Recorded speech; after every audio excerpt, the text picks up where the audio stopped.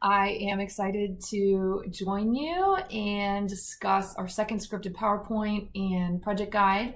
This one is all about artist Paul Klee. If you are not familiar with him, I'm excited to kind of bring him to the table. He's one of my favorite artists.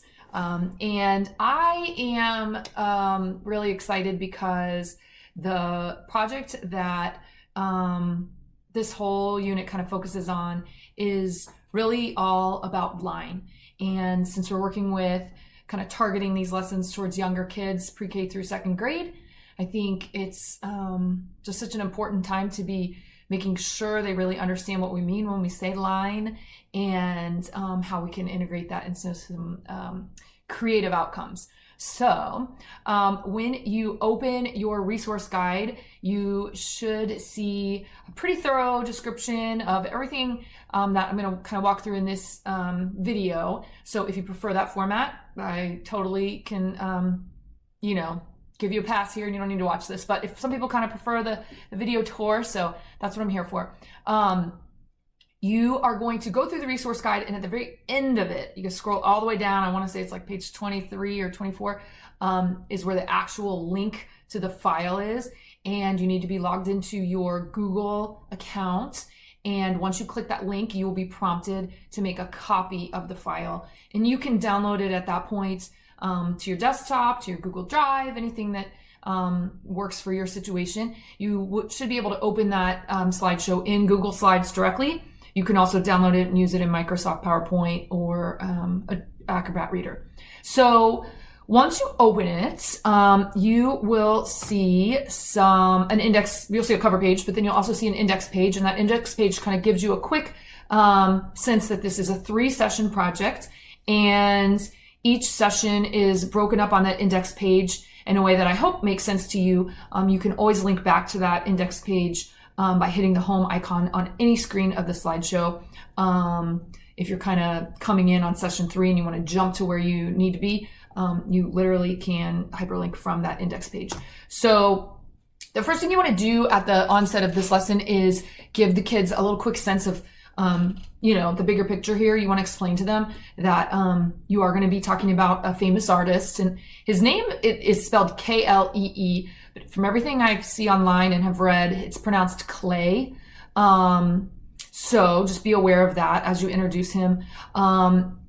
It helps to kind of give the kids a quick sense that you're going to be using his work to do a little bit of an exploration online. There are a lot of resources out there that focus on his use of shape and also his use of color. And so if you realize that you do like him and you really want to kind of spend some more time on him with your students, there's a lot of other resources out there. But to my knowledge, this might be the only one that focuses on his use of line. So I'm excited about it. What I did was I put for the first session together another digital storybook. It's not so much a digital storybook about Paul Klee himself. I find that with this age, as I mentioned in the last one, the kids are less interested in the kind of nitty-gritty of his life, and I use these opportunities to really kind of quickly jump into what it is I want them to be looking at, what famous artworks I want them to be looking at, and why. And so I selected for the storybook some very specific examples from his work that I think are fantastic examples of how broad his use of line is. And so you'll see examples of thick line, thin line, short line, long lines, curvy lines, zigzag lines, all that kind of stuff. And so you'll get a lot of oohs and ahs, especially I tried this project with some older kids, and I found that they were very, what's the word? They had to be sold on the fact that this guy was actually a talented artist. His stuff is very whimsical and, and little kids don't question that at all. But once you get up into the 4th and 5th grade range, they're kind of like, what is this guy that you're showing us? His stuff is very whimsical. So, you can kind of reassure them that he's known for his imagination. So anyway, after taking a good look at his lines, I usually get the kids up physically out of their seats and we do some line exercises. So you'll see in the slideshow that you're prompted to do some line exercises. I'm kind of navigating through this on another screen to make sure I don't miss anything. Okay, so you're gonna have them reach behind their back and reach into their imaginary crayon box or their imaginary marker bin and pull out their favorite color. And then we literally pull out an invisible crayon or marker. And I'll say, hold it up in the air. Okay, now work with me together. We're gonna do a straight line. And they all kind of stretch really wide across and do a straight line. And then we'll do a zigzag line. And you just wanna get them up and moving. They kind of giggle and they have a lot of fun with it. And it's just a way to sort of bring in some movement and get them up and out of their seats. So we go through straight line, zigzag line, curvy line, loop-de-loop line. There's a big variety of lines in this, and the kids have fun with it, and they like, I think, even older kids get a kick out of hearing the names of the lines. Some of them, like scalloped line or the castle line, are lines that they're very familiar with. They just didn't know the names of them. So then the next step is you're going to hand them a printable. Now, however your attitude is on printing is totally up to you. This can very easily be done without the printable if you wanted to just give kids a piece of copy paper or a piece of construction paper and just display the printable on a board, and they can kind of use that as a guide. But if you choose to go with the printable, it provides just this column right here. And then the idea is that they would take a marker and extend that line all the way across the page. And you're trying to get them to match the thickness and the pattern of the line. And if they finish quickly, you could set out some crayons and have them kind of start to fill in these little things. If they finish really quickly, you can have them flip over this page, and on the back, there's a little screen in the slideshow where I kind of prompt them to try some other lines that aren't covered here, because this is certainly a quick glance at some of the basic lines, but there's certainly tons of other lines to be thinking. Spirals is a big one that's not on this handout. So you can have them kind of play with some stuff on the back. That really is session one right there. I found over time that if I break the sessions up into manageable chunks, it's more pleasant for the students. And it's more pleasant for you as a teacher. You're just not trying to overdo it. The one other thing I should mention is that there is a file within the resource overview that offers little guidelines. So if you're working with like really young kids, 4 years old, 3 years old, it'll have like that little gray kind of guide that they can trace so that they're not having to freehand these lines. Little guys seem to benefit from that. So I just want to make sure you're aware that there is kind of a real young kids version of this handout too. And that's it for session one. So we move on to session two with another look at some images by Paul Klee. And the kids, seriously, that in my experience, have gotten a real kick out of this. We look closer at what is called continuous line. And so the whole idea with continuous line is that it's one long line that just continues to kind of tuck back in on itself and ultimately ends up making a drawing. So his usually end up semi-abstract. They get a kick out of looking at the pictures of his and trying to kind of visually trace. They don't need to get up on the screen and touch it. They can just kind of sit there from their seats and try to visually trace that line all the way through the drawing. You want to show them a couple examples of how this is done or how he did it anyway. There are a ton of artists that use continuous lines, so this would be an opportunity in the slideshow if you wanted to pull in some other resources that you might be familiar with, or if you Google continuous line drawings, there's a ton of fun stuff. But since I'm focusing on Paul Klee, I kind of just stuck with examples from his work. And once you show them this concept, you're going to pull out this this handout, and this one I call the wandering dot handout. And basically the idea with this one is that you're trying to get them to connect dot A to dot B, but instead of just drawing a plain simple line, you want them to have fun with it. So this all represents one long continuous line, and you want to encourage them to make a point in this long line to experiment with a couple of the lines that they have seen from Paul Klee's work or that they are thinking about from those line exercises. So there's no right or wrong answer with this one. It's meant to be quick. It's meant to, not real quick. You don't want them to like rush through it. You can put some music on and kind of have them take their time. I believe I'm suggesting a 5-minute timer. So if you want to pull up one of those free online timers on your screen, or a watch you can use, or wall clock, or have a kid who might be wearing a watch set a timer, 5 minutes to draw one line actually is a long time. So you want to kind of set that precedent right out of the gate that this is going to be a 5-minute activity, so that they can kind of pace themselves. And if somebody gets there too early, they could flip the paper over and try a second line on the back. Just draw 2 dots and connect a second line and go a little slower this time and see what that's like. It's okay if the line crosses over on itself. And that, I encourage you at the end, they want to show their line.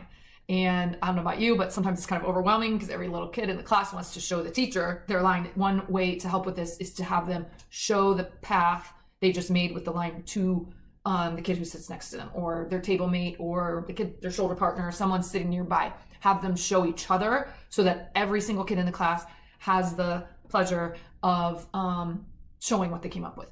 And then we move right along to the actual studio project. All of these have just been kind of exercises. I think they're all really fun. They're all visual. I mean, you're technically working with art materials during all of those, but we're really building all this up to make this silly line creature. And so the deal with the silly line creature is that you're going to have them start. I'm going to show you a finished one. You're going to have them start in one spot, and then they're going to make a continuous long line.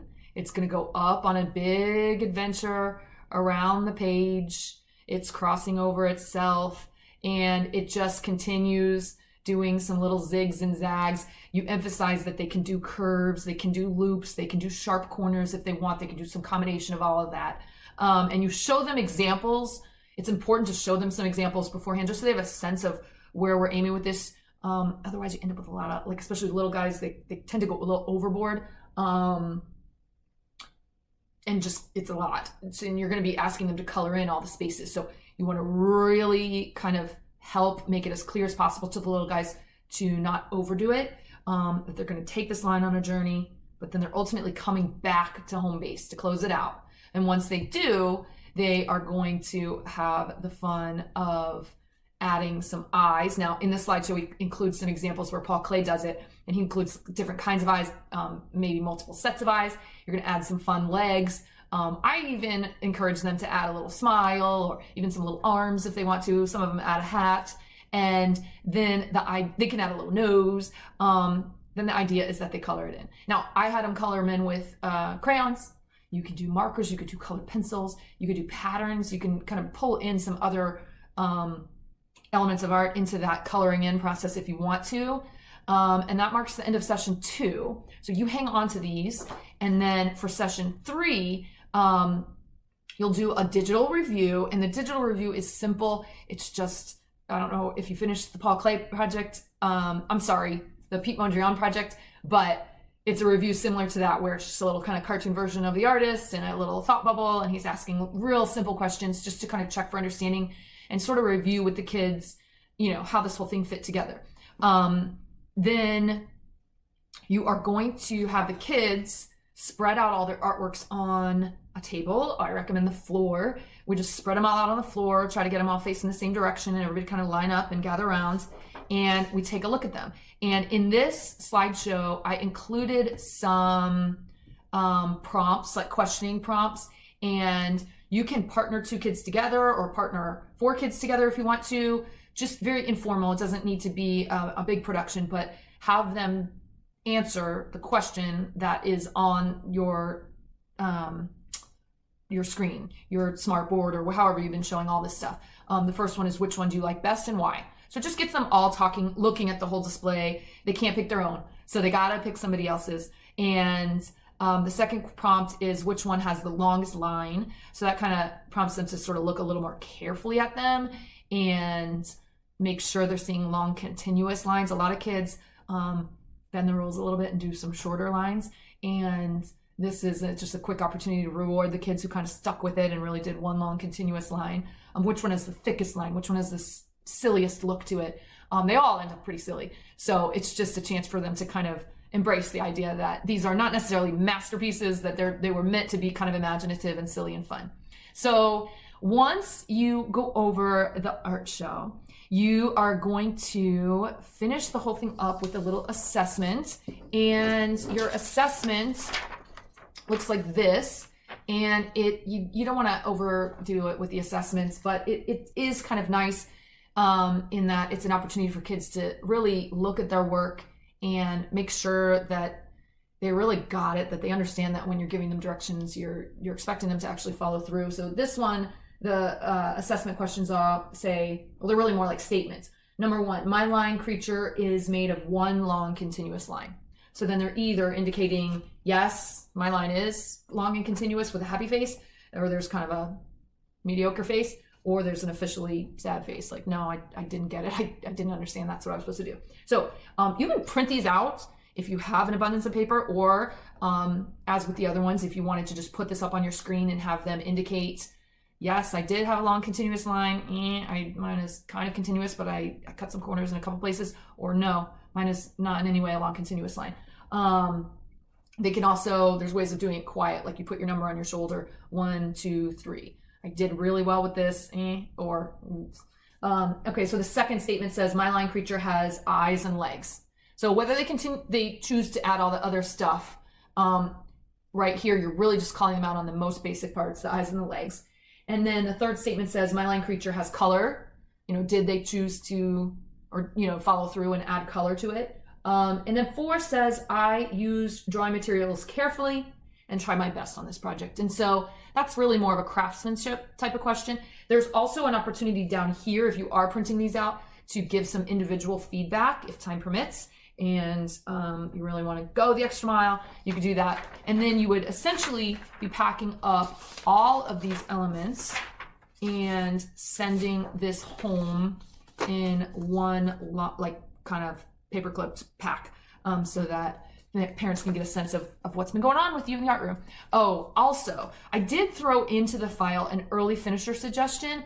And if you have time in this, at any point on any of the sessions, if there's a little window of extra time and you're like, how do I fill this gap? I just want to remind everybody, in case you weren't thinking about it, or maybe you weren't even aware of it, there is a book, a kid's book, that was inspired by Paul Klee's painting Cat and Bird. And the story is called The Cat and the Bird.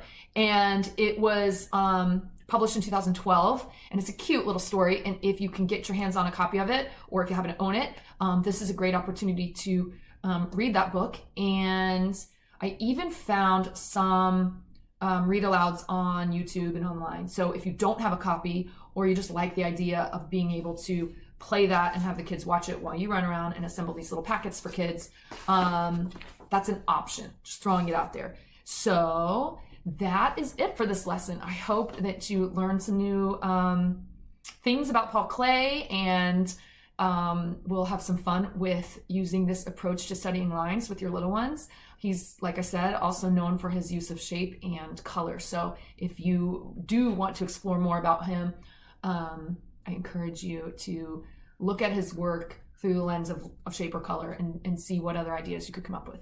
Okay, that's it. Oh, I put in some extra slides, of course, in the slideshow, like blank template style. So if you do decide to add any of your own content, that shouldn't be too tricky for you.